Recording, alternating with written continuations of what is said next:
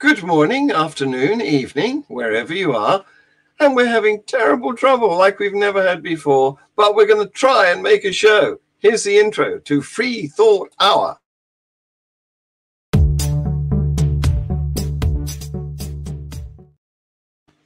And of course, it's Tercia's joining me. And doesn't she look nice tonight? She is.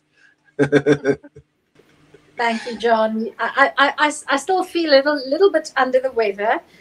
If I mute myself, it's because I'm still suffering from a little bit of coughing and and ahhing and whatnot. And the reason I've got a nice neckerchief is because I have a stiff neck, and I've actually put on a bit of the warmth. Yes, the warmth. So I'm wearing a plaster, the medicated plaster. Yes. See if I can get my stiff neck sorted out. Oh, you poor girl.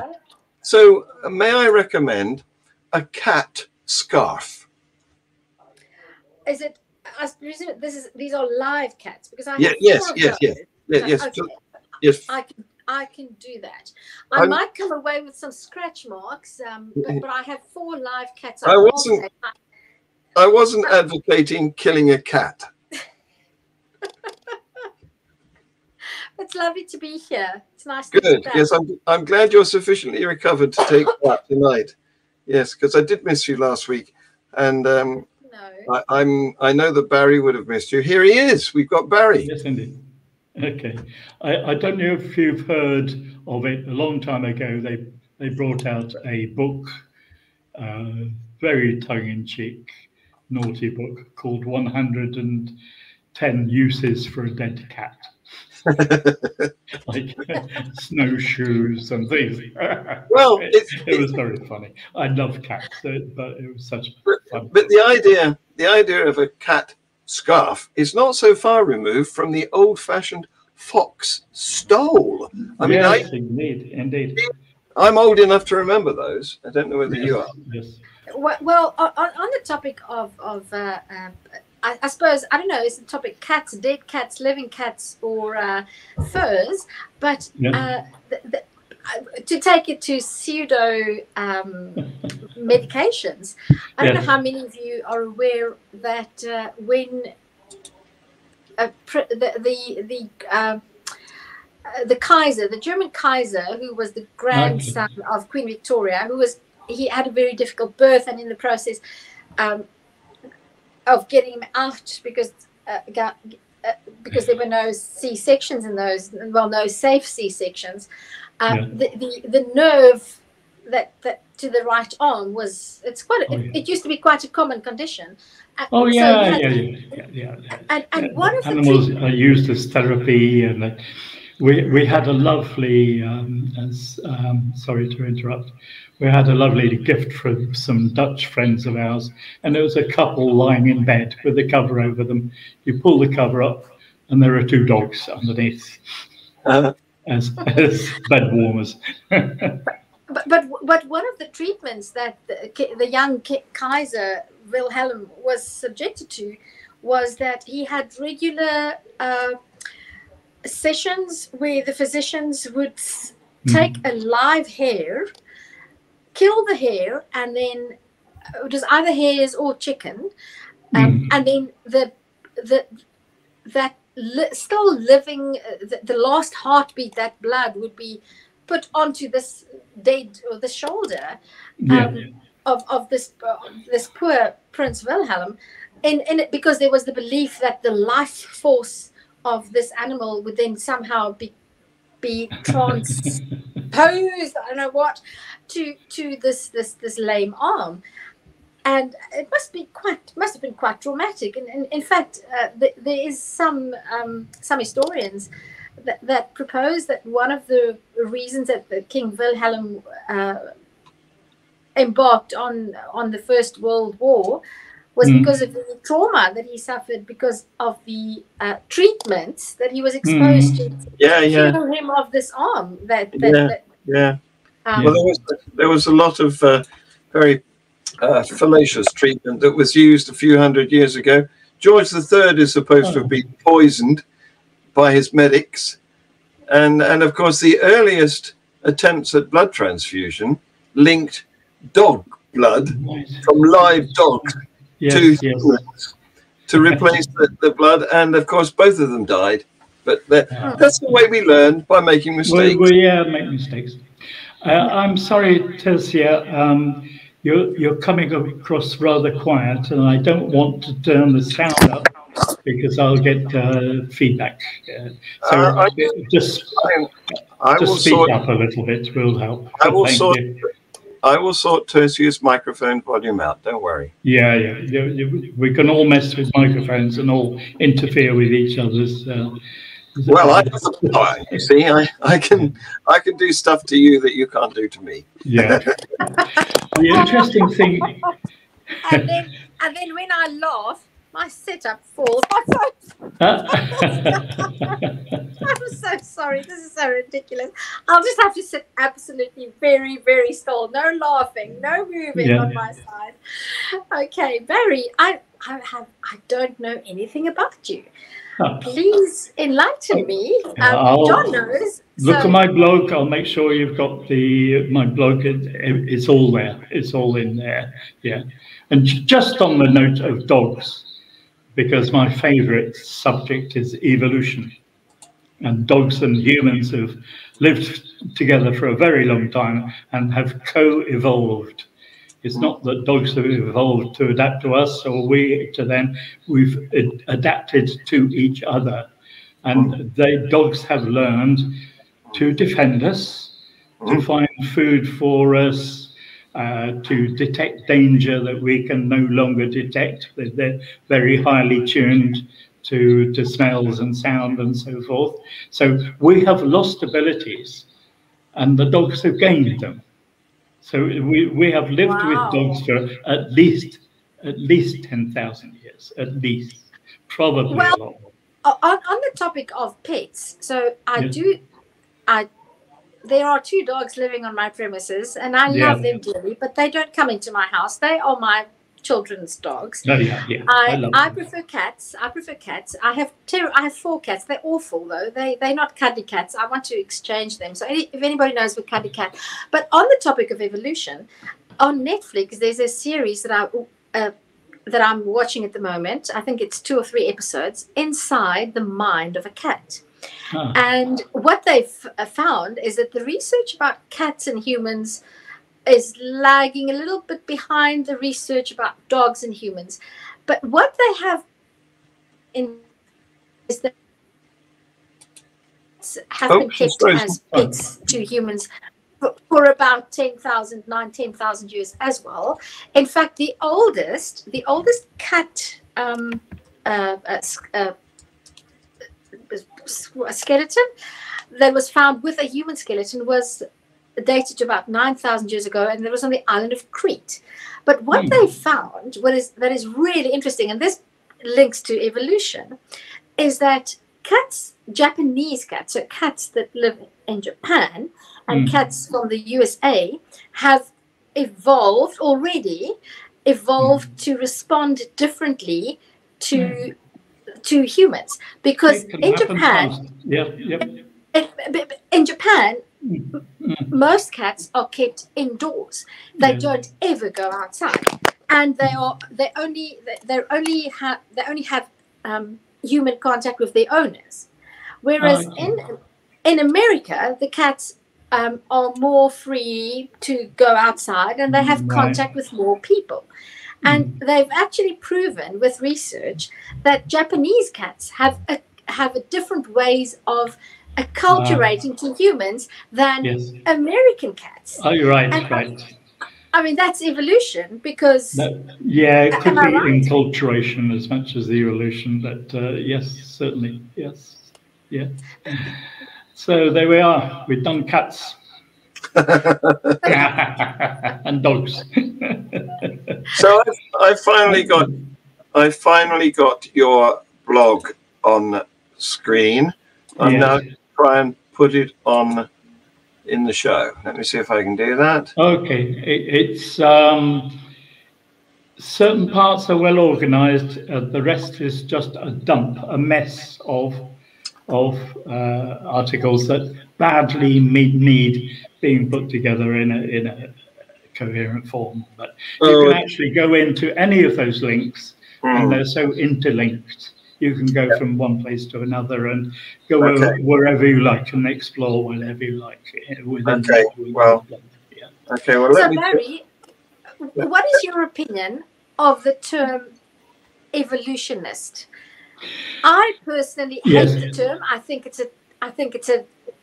There shouldn't be such a term as an evolutionist. No, there shouldn't be. It is an actual real term. It is rarely used among respectable scientists, but it is used. As I say, very rarely. By what creationists mean by it, a belief system, a system of belief.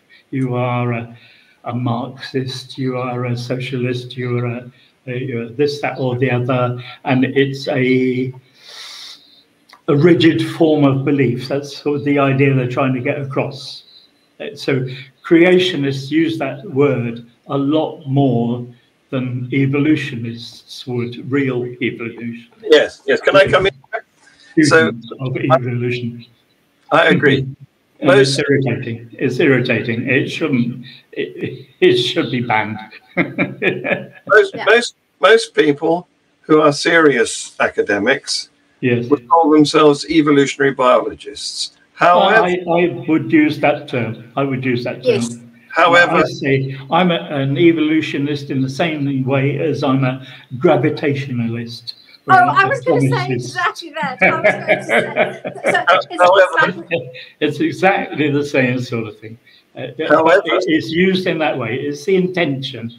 And it's another thing that bugs me a lot about the language of political correctness. A lot of this has come from that, in that you use the word over and over again. Its meaning has changed, its intention has changed, and it carries a meaning which it shouldn't carry. However, so evolutionist to a creationist, evolutionist is a fundamentalist. However, is somebody who is wedded to an ideology. Yes. Rather than a scientist. However, that's their intention. That's their intention, to make people think that you are, if you like, for want of a better word, a member of a cult. Yes. However, and it's not a question of evidence and all of that. It's as you have decided you are going to join this cult of evolutionism. And that's what they try and portray it as. However,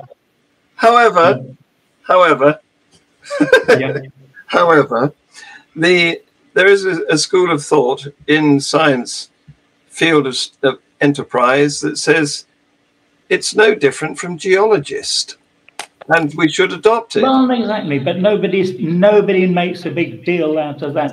Oh, I expect some. However, young Earth creationists would call it that. But however, I would argue that there's no such thing as geologism. No. Because it's not an ideology, and so the derivation is different. And you're right.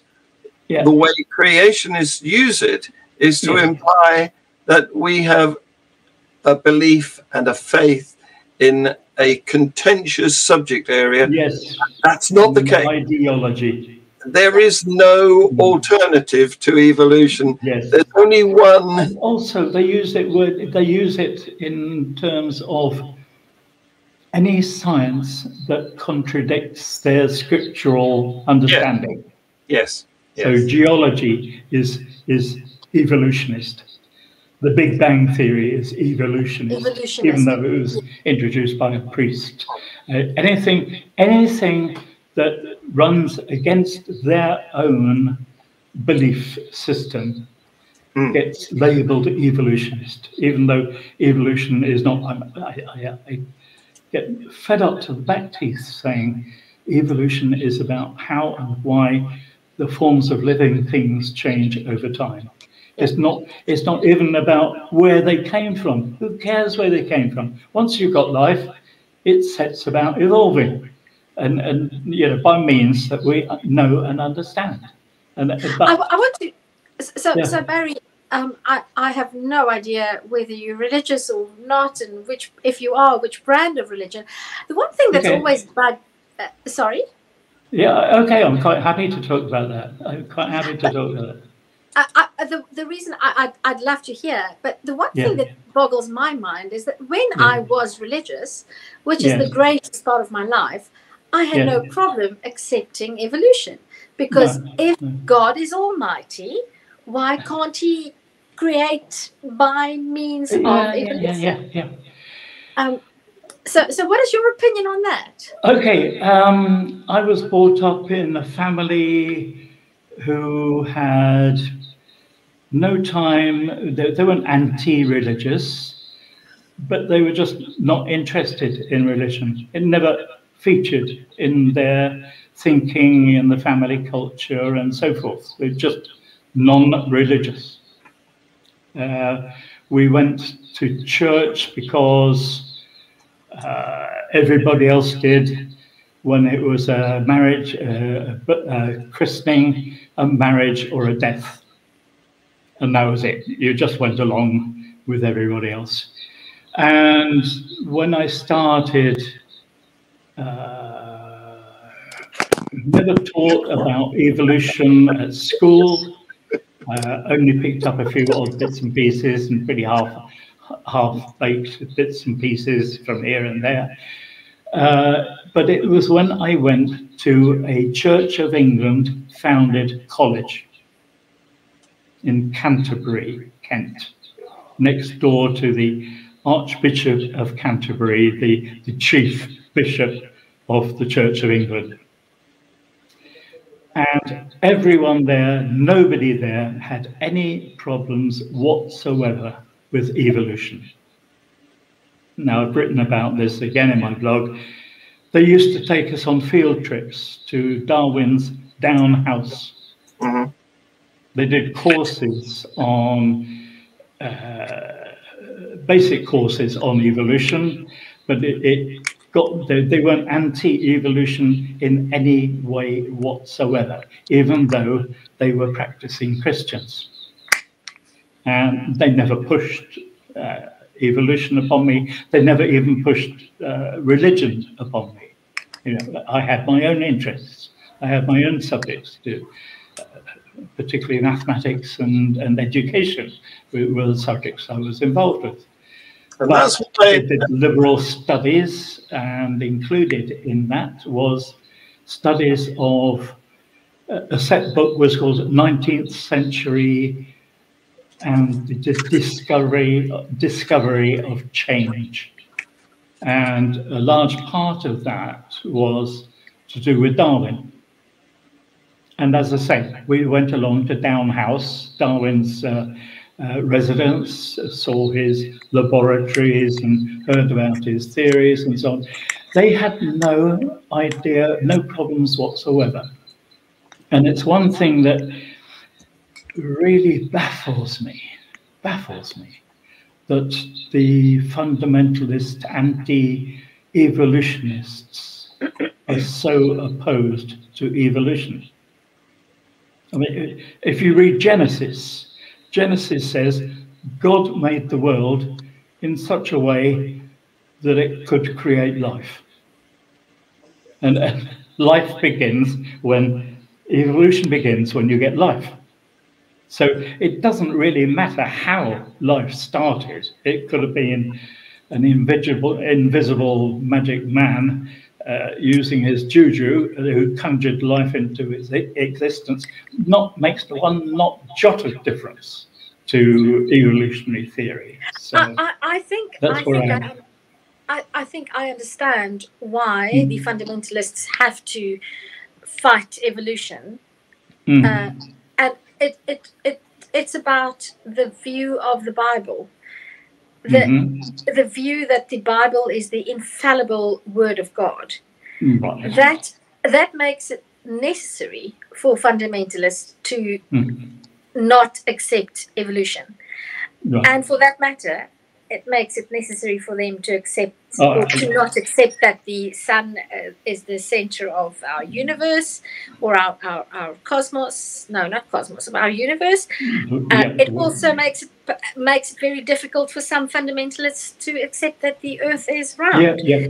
Because the view that the Bible is the inerrant Word of God means that if God created the species, the animals, the species in 6 days, you either have to accept that and then disregard all science that proves the opposite, or you have to accept that the Bible is not infallible. And I do have sympathy with fundamentalists. Yes. Because the thing is, it's one thing to not accept that the Bible is not infallible. That's one thing. What gets really problematic, though, is what criteria do you use to decide which parts are infallible and which parts are not? How do you decide what is metaphor and what is not? And that is the dilemma.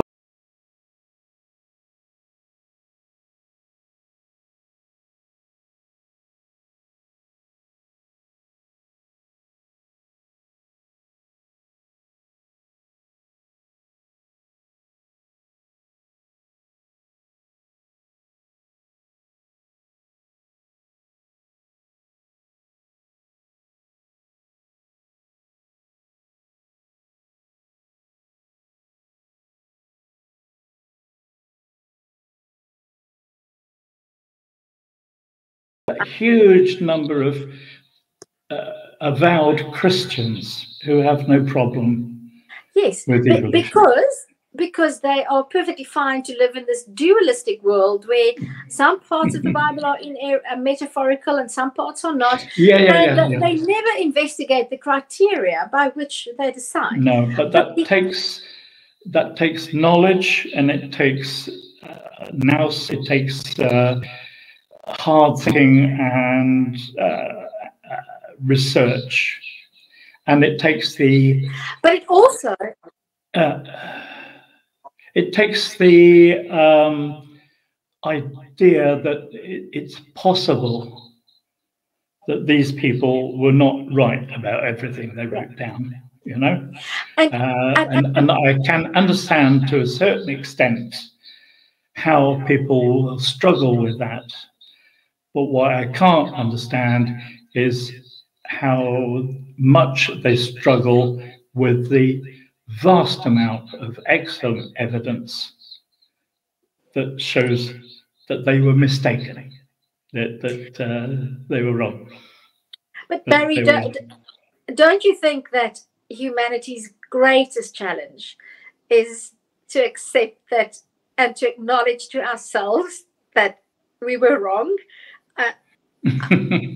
I really do think that is humanity's greatest struggle. It takes a lot of courage, emotional and intellectual courage, and I think most people just don't have the gumption to do that. And I don't know what your political leanings are. John? We've never discussed politics on Free Thought Out. We haven't deliberately steered away from it, I think.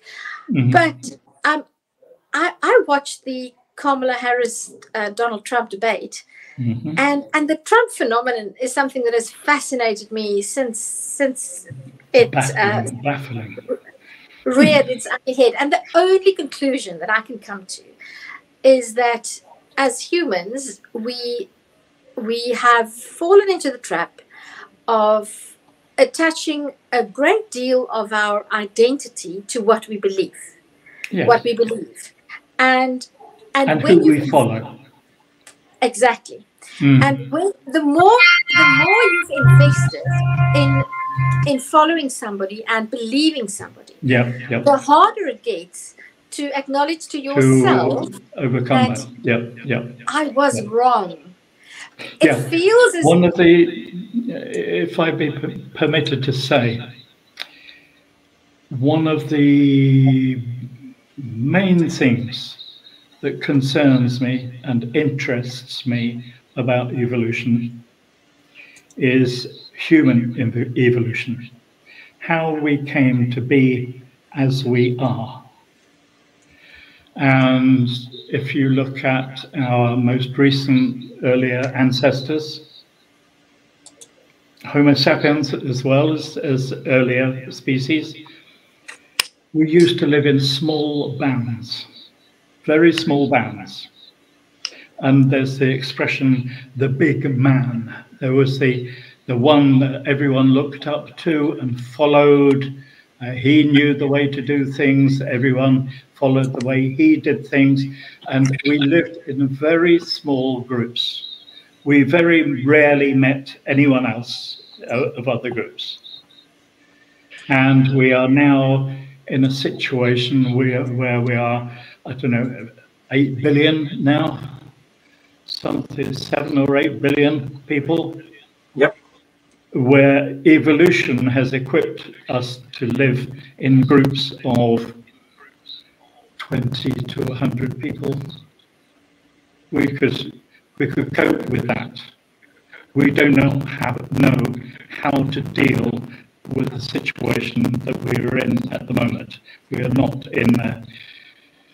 not living in what evolutionary psychologists call the environment of evolutionary adaptation. We spend most of our lives in very small, isolated groups. And the instincts that we developed living that way have not necessarily served us very well since our population has exploded, and certainly since our technology has gone nuts. So there are, and it's a thing that interests me a lot is what can be done to alleviate the propensity for conflict between our groups. These people speak it this way, they dress a different way, they eat different things, they like different things. They're all human beings. That's the one thing that Charles Darwin taught us all. We all belong to one species. Not everyone appreciated that until Darwin. We're all one species. We can all interbreed. We are one animal. But why we have the divisions that we have, and what can be done about them? That is what really interests me, and that's what I spend a lot of my time studying. Barry, I just before I comment on what you just said, I just want to comment on what Michael Bell says. People overseas must think everyone in the US has lost their marbles. No, not everyone. Just around about 60 million of them. I've got family and friends in the US who are normal, let's say. It's just about 60 million. Just about 60 million, not everybody. So, but it is a phenomenon. Barry, yes. Do you think that we have outpaced our technological advancements, has outpaced our evolutionary development? I don't want to say development. We are no longer living in an environment in which we evolved, for which we evolved. Yeah. So we're in an alien environment. Yes. And that is part of what is the problem.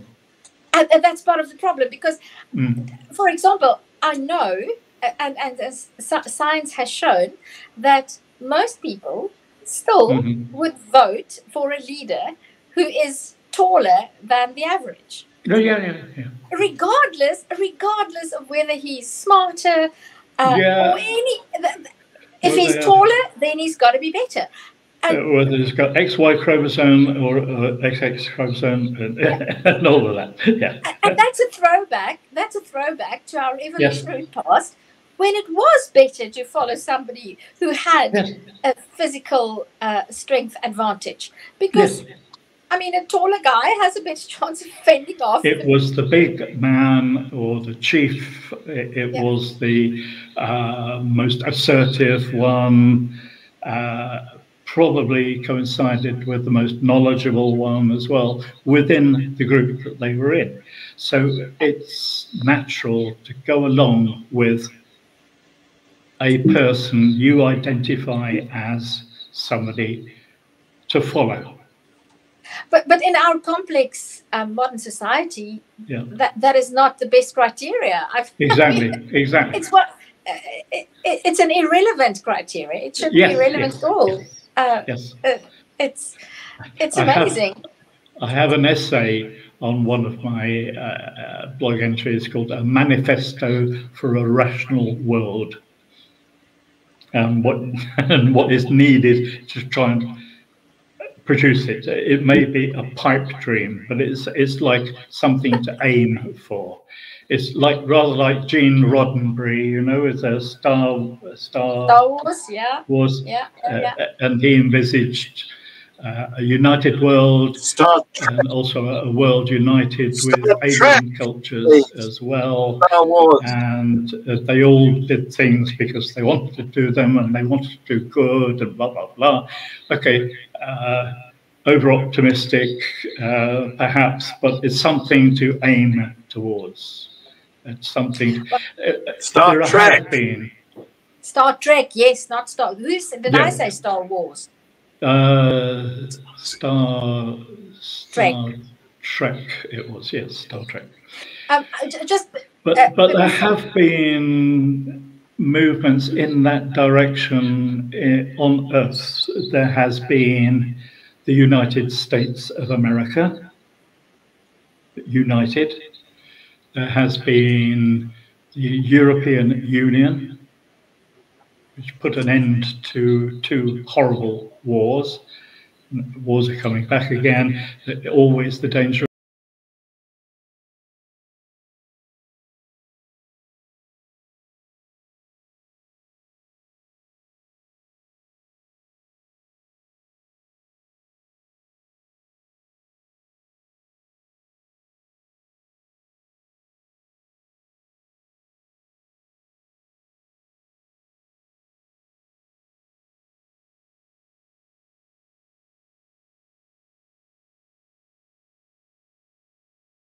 The world, unite people. Yeah. Barry, I want to say a little bit tongue in cheek, talking about evolution. I'm about 1.6 meters. That's my height, which I have to say is the average height of females in South Africa, and absolutely. Evolution played no role in me choosing to marry a man who is 6'6".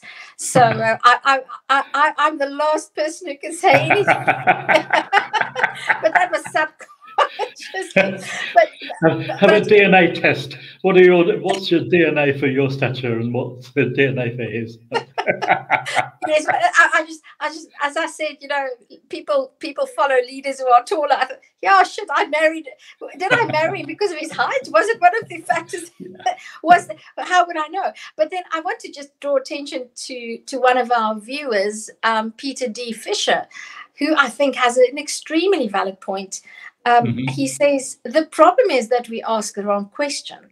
We want to know what it is to be human when we should really be asking what it is to be this kind of animal. And I think one of the greatest harms that religion has done is the moment we elevated humans to a species above the rest. Different, above us. I have several books by Frans de Waal. Oh, I loved Frans de Waal. He was brilliant. A Dutch primatologist. Unfortunately, he died just a couple of years ago. But he spent his lifetime. He died earlier this year, in fact. Earlier this year, yes. I can't quite remember exactly when. But I loved his books. and he spent most of his life studying chimpanzees and their behavior and relating it to our behavior, because they are, you know,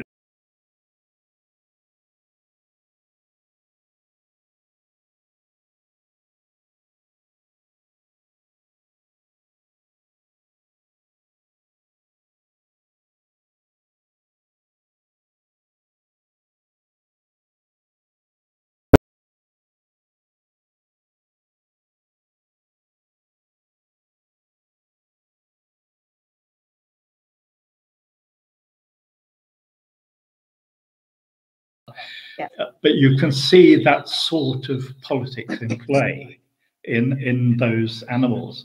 And to say that, oh, they are all just animals and we are not animals, that means we can't learn anything from them. We can learn from all other animals. We're all related to all of them. There's something we can learn from every species. Yeah. And the moment we elevated ourselves to this we're not animals, we lost knowledge about ourselves, because now we don't view ourselves as we are, which is we are a very biological species. Yes, we have many attributes that are very different from other species, including, of which I think our ability to tell stories and to verbalize ideas. I think that is the one distinguishing characteristic that we have. But in almost all respects, we are just biological animals. Yes. And if we lose that, we lose a lot of understanding of our own selves. Where does hatred come from? Where does love come from? Where evil, jealousy, rivalry for status, competing for mates, and etc. And they are all there in other animals. And so there is stuff to learn from them. And if we don't consider ourselves as animals, we won't learn. If you were to meet a die-hard creationist, what would you, and you had 10 minutes, what would your prime evidence for evolution be to present to that person? I am from England. I now live in France. There are very, very few creationists in England or in France, even though in the Anglophone countries there tend to be more creationists, but mostly America, some in Australia, some in Northern Ireland, and so on. South Africa has a fair number.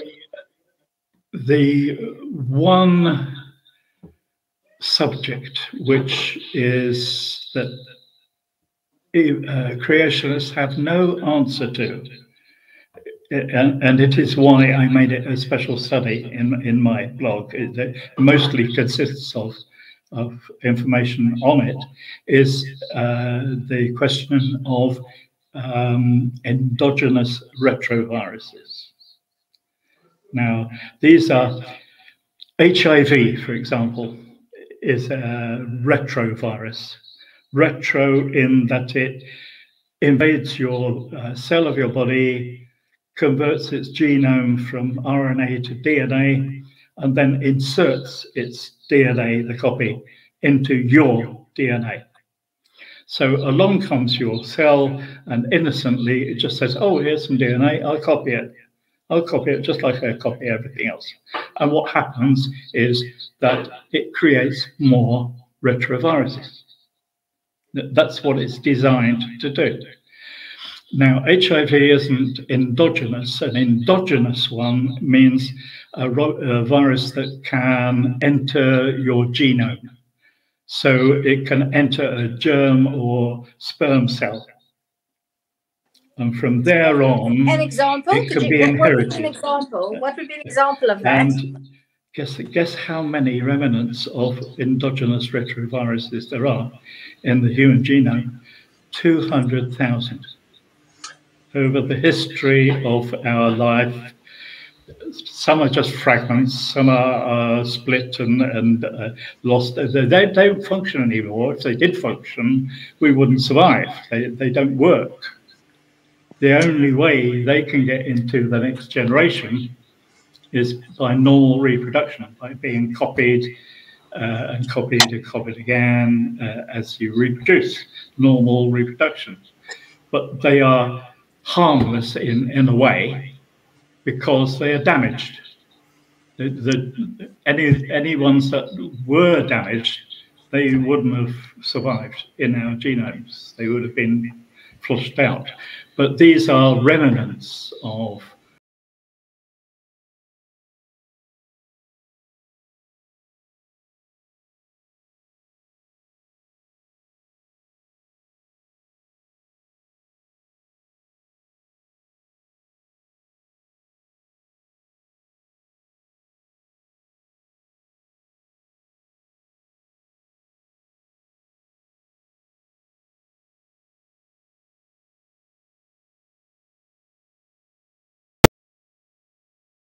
in our DNA as they are in chimpanzees.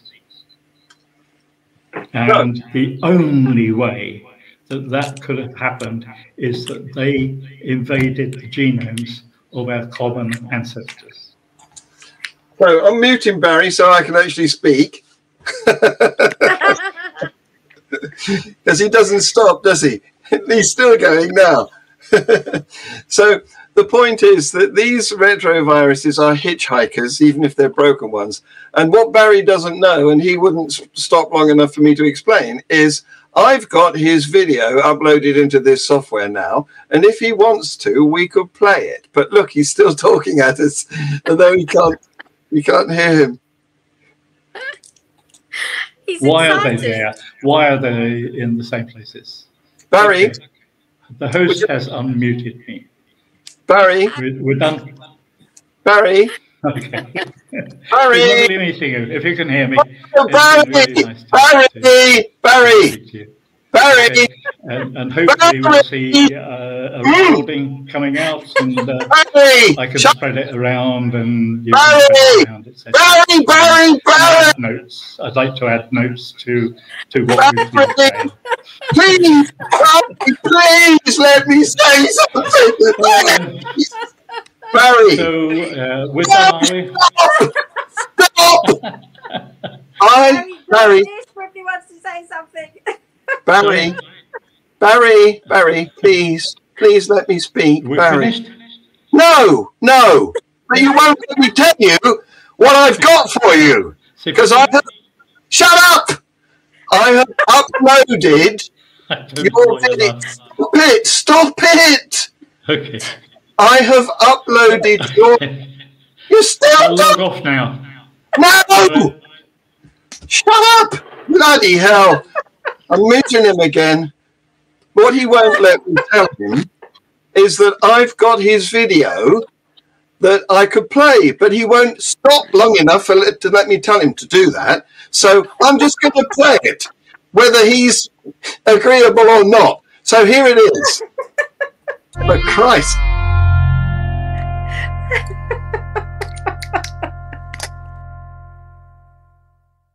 By the year AD 802701, humanity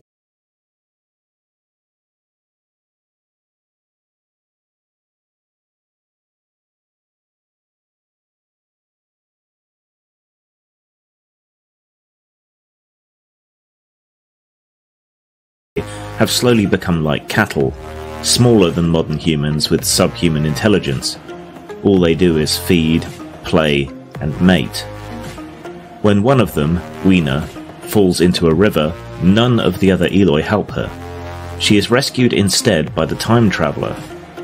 Every so often the Morlocks capture individual Eloi for food, and because this typically happens on moonless nights, the Eloi are terrified of darkness.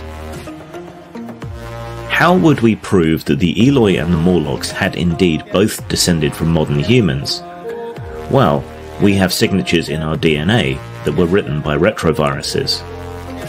They put their DNA into the DNA of our cells to fool them into making new retroviruses. Sometimes a retrovirus puts its DNA into the DNA of an egg or sperm cell. When this happens, it becomes heritable. You can inherit it from your parents and pass it down to your offspring. These heritable bits of viral DNA are called ERVs, endogenous retroviruses. Fortunately, they no longer fully perform their original functions, otherwise humans would be extinct. The signature of any endogenous retrovirus is that it can be found in exactly the same place in the DNA of every single one of your nuclear cells, every cell with a nucleus, which is most of them. The viral DNA ends up in the same place because it, along with all the rest of your DNA, is copied from the DNA of the original single cell you started out as. In contrast, the viral DNA that you have acquired from viruses in the environment is not present in all your nuclear cells, and in those where it is present, the viral DNA ends up in different points of your DNA, comparing one infected cell with another. To recap, viral DNA in the same place in the DNA of every cell means that it is inherited. Viral DNA in different places, in only some of your cells, means that you have caught a virus from the environment. Now, if we find that all the Eloi have the same viral DNA as us, in every cell, in exactly the same place as us, we know that they must have inherited it from us, and therefore, we are their ancestors. The same goes for the Morlocks. The same viral DNA in the same places in every cell means that the Morlocks also descend from us. Note that we do not even need to look at our own DNA. If we find the same viral DNA in the same places in the DNA of every cell of every Eloi and Morlock, they have to have had common ancestors, from which they inherited it. Us. Bear this in mind when this series mentions not Eloi and Morlocks, but humans and chimpanzees.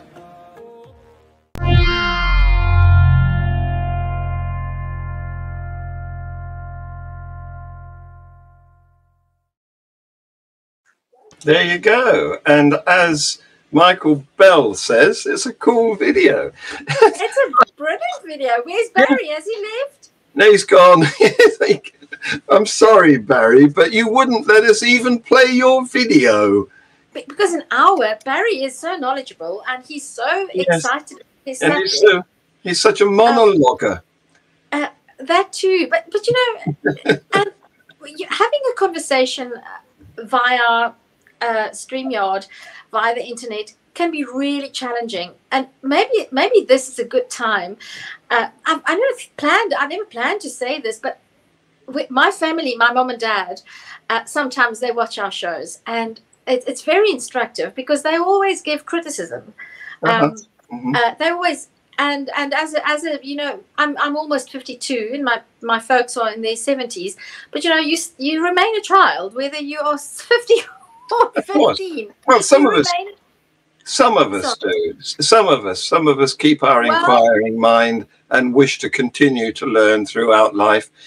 Others of us prefer to opt out of society, wear a pair of slippers, learn to smoke a pipe, and watch daytime TV.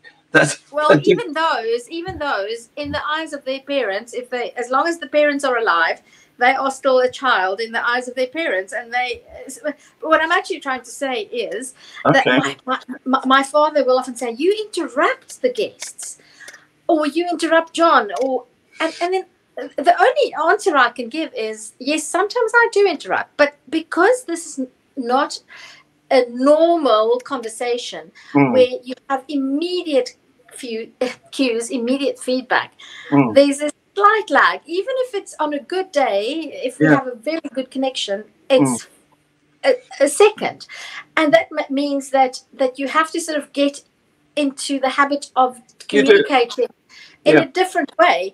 And it took me quite a while, and not everybody is used to that. It takes time to get used to that. And we do have a good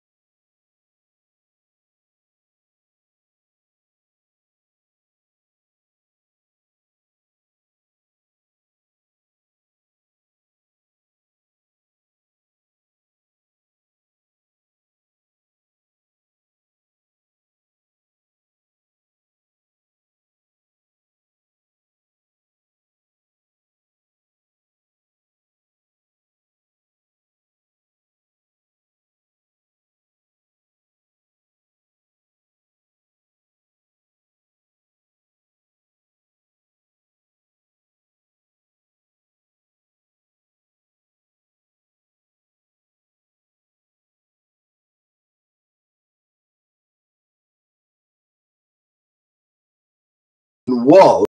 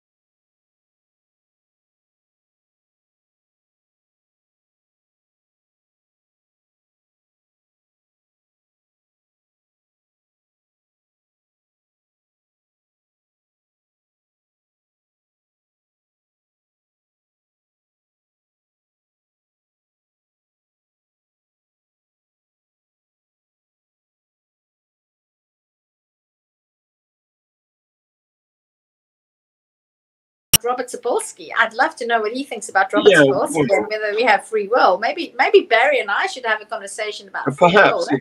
Good luck with that. Yes, you'd have to wait for it. Unfortunately, he doesn't seem to need to breathe. So, John, don't be nasty. Don't be mean. oh, well, yeah, I'm sorry, Barry. But what you don't know is the trouble we had even getting him here, because he persisted in trying to connect via Messenger, and I'd sent him the link, and I kept in Messenger, which was the only way we were communicating at the time. I kept saying to him, click on the link, click. I got it into capitals lock, click on the link. And all he was doing was trying to make a video call through Messenger, and it wouldn't work on his computer. It's probably a PC, with Bill Gates' corrupted software. And so he couldn't see me or hear me, but I could both see and hear him, even on Messenger. So it's been a very frustrating evening for me. I hear you. And then with me in my mom's spare bedroom with my phone. Yes. Falling every. We should have a betting episode on tonight. Try for people to bet how many times did my phone fall. Yeah, it's not been one of our best productions. Put it like that. I will take at least half the blame, whatever blame is to be taken for what it's worth. I'll take at least half of the blame, because as I said, well, at least I'm here and I didn't cough too badly, and it was nice to be back. I feel like I've been gone for a long time for some weird reason. We missed you. Did you see the attempt I had at doing this show on my own last week? I saw some of it. I have to confess, I didn't watch all of it because I was sort of busy this week. And well, I understand that, but I recommend you watch it. Have to. But when it was another difficult customer. It was really. I mean, you watch it. You watch it because the guest and I were at complete odds, but I was being as nice as pie. Trying to be the host, despite our disagreement. The tension was enormous. Well, John, we need my tongue was thoroughly bitten. Well, good for you. But John, you sent me the link to the first show that you and I did together. I didn't watch that either, which I will watch it. And if I thinking back about the shows that we've had this year so far, we've had a number of good shows. We have, yes. And what we do here is actually a really, really risky business, because I mean, when you reached out to me, you reached out, and that's basically your modus operandi. You reach out. Sometimes you have a brief chat with the person beforehand, and just to sort of. I did this with Barry. I chatted with Barry just to make sure that the connection worked. And he did then, but he's managed to lose it between then and now. and I mean, I when I think back, I always wonder, you as the host, you have a show, you're the host, and you approach this random stranger, and something from South Africa. Can she speak proper English? Is she audible? What the hell is going to happen? And then I might be fine on the Wednesday afternoon when we chat, but then come Saturday evening, I might have had too much to drink. I might be high on not that I smoke anything. Well, you just never know what you're going to get. Yes. Which makes this a very, very dynamic business. Yes. You were a gem of a find, and you're right. We've had some really good shows. There's some I'm proud of that I've clipped. I mean, if you look at the channel at the moment, you will see the one we had with David Livingstone Smith. I've cut lots of bits out of that because there were jewels throughout that conversation that deserve better viewing, and they are now visible on the channel. But I want to, before we wrap up for tonight, because I'm conscious of the time always, as you know. Always, as I know. Yes, I want to tell you that I don't have anybody scheduled for next week. So I don't know whether you have any people brewing as potential guests. Well, I told you, and I'm going to, you can make a clip of this, please, and send it to me so I can send it to somebody that I have in mind that I think will be a brilliant guest on our show. It's a former South African. He's currently, he lives in the UK. He lives in Portsmouth, if I'm not mistaken. Portsmouth, Southampton, one of those, I think Portsmouth. And he is he used to work for Monsanto, amongst other things. Yes. He has he's worked with, he's a botanist. His name is, I won't say his name yet, but he has agreed in principle when he's doing my RFR training, because I'm training at the moment to become a recovering from religion volunteer. And he is my trainer, one of my trainers. That's how and in our conversations as part of the training, I've discovered that he's this fascinating, interesting person. And he has agreed in principle that he would be a guest on our show to talk in particular about his time working at and for Monsanto. Oh, interesting. Which is a whole can of worms in itself. Yes, indeed. So with his knowledge as a botanist, and he was pursuing a PhD in the field of botany, he has he worked on food security. That was the field that he worked in. And that is a topic that is always relevant. And I'm going to confirm with him whether he could be our guest next week. So perhaps that would be wonderful, because Monsanto, there's that insecticide. No, that weed killer. I can't think of the name of it now. Probably Dean will come up with the name of it for us. But and also there's GMOs, isn't there? And there's a new version of them. There's a new version of genetically. It's not a GMO. It's with a GMO. You take some genes from a different organism and put them in your test organism. But the new version is taking the existing genes of the test organism and tweaking them a bit to make them more or less powerful. So there's that too. I'd love to talk to him. And whichever of those two ports you mentioned, I've got a connection with, because I did my first degree in Portsmouth and my second degree at Southampton University. There you have it. Well, he's currently working. He's pursuing his, I don't know how many qualification. He's now training to be a counsellor. With all his knowledge of botany and the hard sciences, he's now into the soft sciences. Or maybe the hard sciences is helping people to help themselves. Maybe that's the hardest.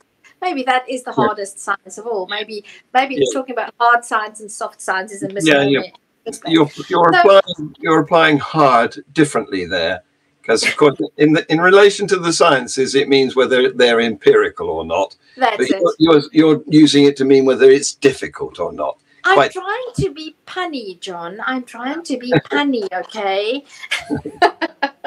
Punny? What's punny? Punny. Punny. P-U-N. Punny. Not funny, punny. Punny, not panny, punny. Yeah. Yes, gotcha. Yes. Well, John, as always, it was lovely to be here. And Yes, hopefully, indeed. if all goes well, I will have a guest for us for next week, and we can talk about Monsanto and GMOs and open up that whole can of whatever it might be. Botanical worms, yes. Botanical worms. Not- Cool. not- Let's go. That doesn't work, does it? No. Anyway, thank you very much. You've been wonderful. And so was Barry when I could get a word in. Send me his email. I'll reach out to him. I'll make peace. Okay. I'm a peacemaker. Okay. Yeah. Good. Right. Whoops. So there she goes again. Bye. Bye-bye. Bye-bye.